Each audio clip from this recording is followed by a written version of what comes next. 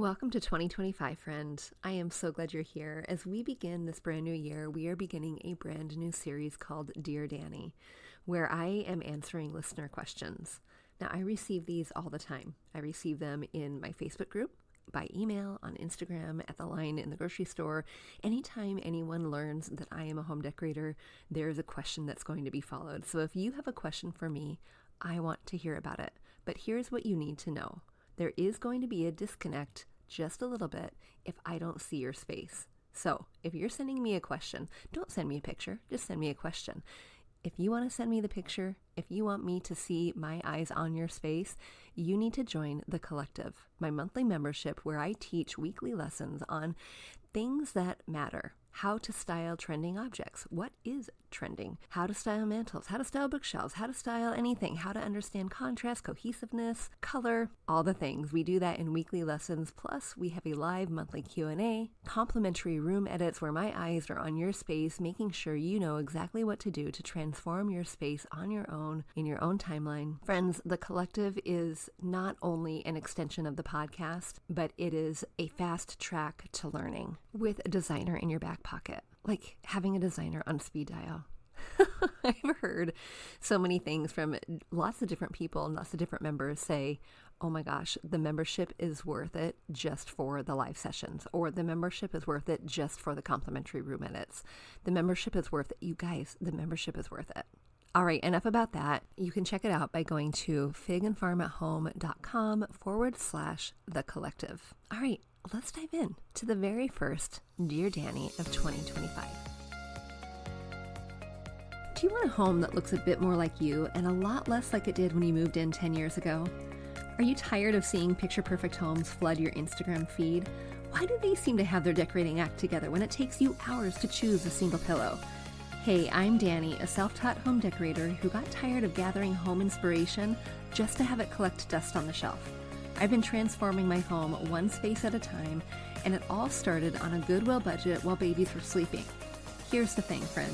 You don't need to have a design degree to create a home you're proud of, one that tells your story with your style, and you definitely don't need to have bags of money just waiting to be spent. You just need a little help and encouragement along the way. So let's be design besties, shall we? Every Tuesday, I'll be sharing listeners' questions in my Dear Dani series, so you can make progress on your home, creating a house that you're proud to come home to. So go ahead and send me your question, then pull up a chair so we can chat friend to friend. And when you're ready to hang out real time, join The Collective, my membership with weekly lessons, live Q&A sessions, complimentary room edits, and hand-holding so you don't get lost along the way. All right, friend, let's dive into today's question.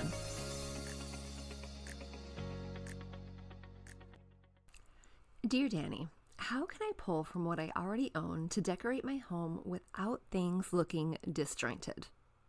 Love, Amanda. Amanda, oh dear. Here's the thing. Let's use the word cohesive. I know that you're using the word disjointed, but design terms, we want to use the word cohesive. And what's happening is when you are not first in alignment with your aesthetic, with your design style, you're going to continue picking and choosing things that you love, that you fall in love with at the store, that you get as a hand-me-down or find at a thrift store that you like, but there's not necessarily a connection to the bigger purpose. So let's break it down just a little bit. I have 4 things I want you to think about, maybe 5. The first thing I want you to do is I want you to think about and really try to understand the things that you gravitate to over and over and over again. And I want you to see if there's any commonality with those things. We call those design elements. And I want you to think about things like color, texture, metals, wood tones. I want you to think about things like stripes or polka dots. Things like, what are the fine details? Because Amanda, design is all in the details. If we took a granular look at a picture. Let's say you found a lovely picture on Instagram, something that you kind of return to over and over again and you have maybe pinned on your wall. Now, you probably don't have it pinned on your wall, but we're just pretending. You love it so much. You can envision yourself here. You're super inspired by it. You wish that it was yours. It's that kind of picture. You take that picture and now we're going to get really, really granular. What I mean by that is imagine you had a magnifying glass. Imagine you were able to take yourself out of wherever you are and into the picture.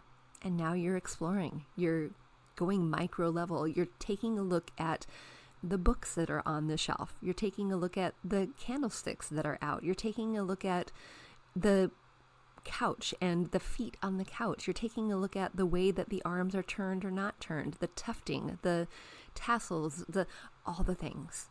You are exploring it like you have no other cares in the world, no other responsibilities keeping you stuck. You're just exploring. And that might feel a little dramatic, Amanda, but that's what happens when you really understand your aesthetic, when you understand your design style. You start understanding and paying attention to the things that you gravitate to over and over and over again. Now, if we can put a name to those things, you're going to be all the better. So make sure you grab a notebook, make sure you open your phone and you write in your note app. Wherever it is, I want you to write those things down, the things that you are noticing that you really like, the design elements. And that was number 2. But the third thing is, I want you to go now and put those things that you think are the things you gravitate to into action. But Amanda, I want you to leave your credit card at home. Okay, this is just purely for fun. This is on a day where you have time to kill. You've got a couple hours and your favorite home decor store is right around the corner and you are able to just go leisurely stroll and walk. Now, you heard me say leave your card at home, right? Because we're not going to go buy all the things. In fact, skipping ahead and maybe to someone else's question, part of good design is the plan, and part of the plan, of course, is doing what you're doing and understanding truly what it is that makes up your style and your aesthetic. But we don't want to pre-buy. We don't want to buy, because what happens when we buy when we're not ready is we have things in our home, to use a word that you used, that look disjointed. And we want to remediate that. Okay, so you're on your experiment. You're going to your favorite store. You have 2 hours to kill. You have your favorite coffee in hand. And what I want you to do is I want you to browse so slowly. You could even put things in your cart if it's a place that has a cart. But I want you to take pictures. I want you to physically put items in your cart, and I want you to act as if these were coming home with you. What are the things that you are gravitating to here? Are they in alignment with the list that you just created? By the way, you need to bring your list. Are they in alignment? Are they the metals that you've already indicated? Are they the details like, oh my gosh, I love that couch, and that couch has tufting, and yep, that couch is camel leather, and that couch has these feet. Is it the same design elements that you gravitated to in the first step? And if it is, awesome, you're onto something. Highlight those on your list. Indicate those, star them. Somehow make sure that you know that yes, the ideas I had, the things I was gravitating to, yes, in fact, these are them. And if you notice, or the things that you've gravitated to are not on your list, that is an indicator to us that we have a little bit more work to do. We need to gain a little bit more clarity on what our aesthetic is. And you don't have to keep coming back to the store. In fact, the security guard might pick you up on the camera and think, oh, weirdy. But what we want you to do is we want you to go back home and do a little bit more of that research, is what I'm calling it. We want you to become that student of design. But if you find that, yes, they are in alignment with the things that you put on that list, you are good to go. Okay, number 4. Now, I want you to take that same list, those same things that you had in your cart, remember we're leaving them at the store, and I want you to go home and I want you to go through your things. Notice I didn't say, Amanda, to declutter at the very beginning, because we want to make sure that we're decluttering the things that don't align with the list we just created. They don't align with our aesthetic or our style. These are different. So when you go through and you're going through your living room and you're taking off things on your bookshelf, you are filtering them through the list you just created. The design elements that you have been attracted to time and time and time again, that you confirmed at your favorite home decor store, do these match that filter?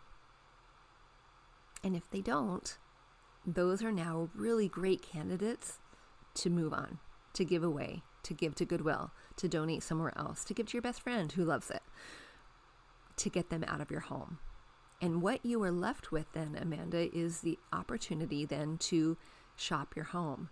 And shopping your home becomes so much easier when you fill your home with the choices that have been made through the filter and the lens of your design aesthetic first. And that was tip number 5, to shop your home. And then when you have that inkling to refresh or that inkling to try something different, it doesn't necessitate the need to go shopping and spend your hard-earned money. It doesn't necessitate that. Instead, you have already vetted all of the items that you've brought into your home because they've gone through that filter of your aesthetic. Amanda, I hope that brings a little bit of clarity to you as you really try to work to bring cohesiveness to your space. When we stop and pay attention, when we stop and look at and define the elements that we are attracted to over and over and over again, when we confirm that, we are able to then make sure that the things we have in our home, the things we keep in our home, are in alignment with that. And then cohesiveness is the bonus and the cherry on top. All right, friend, if you have a question that you would like to ask, send me a Dear Dani request. You can send it to me on Instagram at figandfarm. You can send me an email, hello@figandfarmathome.com. Or join the collective. For bonus points, I get to see the picture we're talking about, so I get to give you more specific answers. You can do that by going to figandfarmathome.com/the collective. Until next time, I'll see you soon. Friend, thanks for hanging out with me today. I appreciate you taking part of your busy day to tune in and listen. If you enjoyed the show, chances are someone else will too. And you know what? The best way for them to find it is by leaving a review. Doing that changes that pesky little algorithm that Apple Podcast has that allows my show to be seen by others. And if you can take 30 seconds to leave a review, it would make me beam ear to ear. I appreciate it. Until next time, I'll see you soon.